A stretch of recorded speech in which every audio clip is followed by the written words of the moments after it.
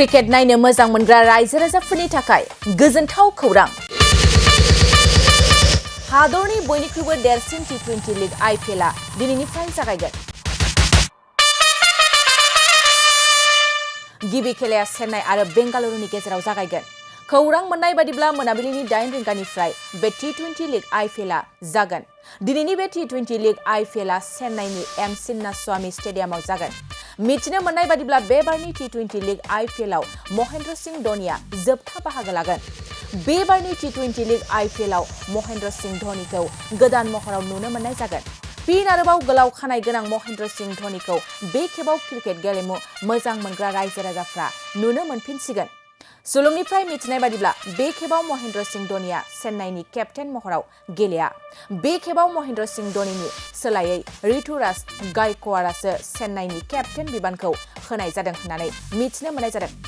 दिनैनि बे जागायजेननाय T-20 लीग IPLआव बलिउडनि गोबां सुपारस्टारफ्राबो बाहागो लागोन। दिनैनि बे T-20 लीग IPLखौ बेखेवनाय फोरबोआव गाहायै बाहागो लागोन बलिउडनि मुंदांखा सुपारस्टार अक्षय कुमार आरो बलिउडनि मुंदांखा सुपारस्टार टाइगार श्रफ। नोंथांमोननो बड'लेण्ड बुब्लिनि गेजेरजों बे खौरांखौ होबाय।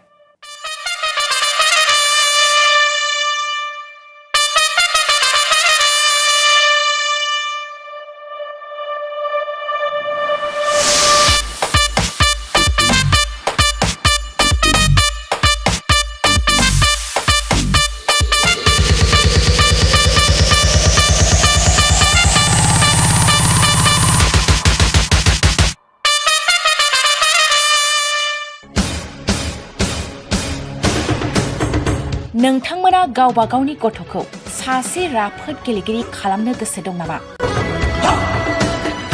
रायजोआरि हादरारि हादर गेजेर थाखोसिम गेलेगिरि खालामनो गोसो दंब्ला नोंथाङा गोबाव दा खालामसै। सासे राफोद रोंखा-राखा गेलेगिरि खालामनो थाखाय नोंथाङा जानजि खाफ्रादो आरो मुं थिसनहैदो।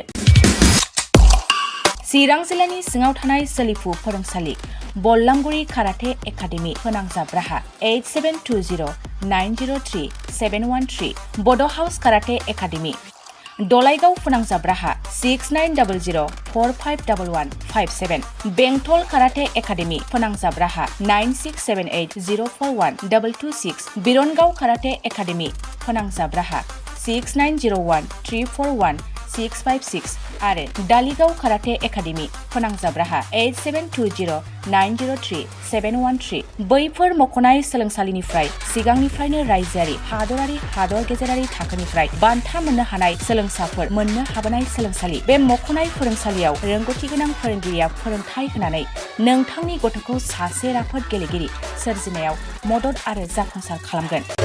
अब्ला मानोथो गोबाव खालामनो, थाबैनो मुं थिसनहैदो।